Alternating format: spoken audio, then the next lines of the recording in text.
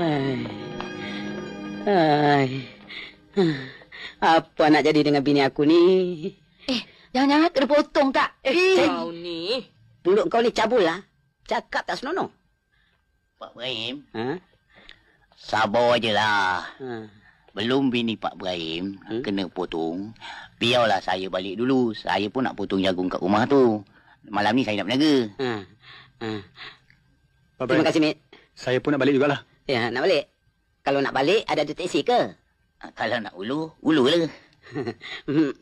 Pakailah tu Cik Amit dulu. Ha, fikiran saya ni tengah runcing ni.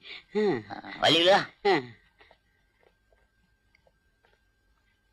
Lamanya kat sini kat dalam tu apalah dia orang buat tu? Jangan-jangan kena siang macam ikan tak?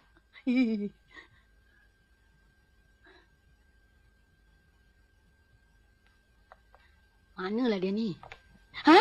Alamak, aku. Dia berbalut dah, ha? Nasib baiklah doktor tak putuskan leher you dah ni.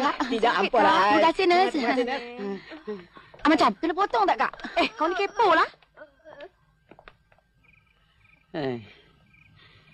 Yang, dah boleh? Ha? Maksud I, leher you dah boleh pusing? Teguklah. Sejak dah pakai benda ni, lemaslah. Alamak, sama you dah bertukar lah. Diri belum tunggu I. I seram nak dekat dengan you lah. Seram ya? Kalau seram dia duduk kat luar. Alamak, Nampak? macam mana boleh bertukar?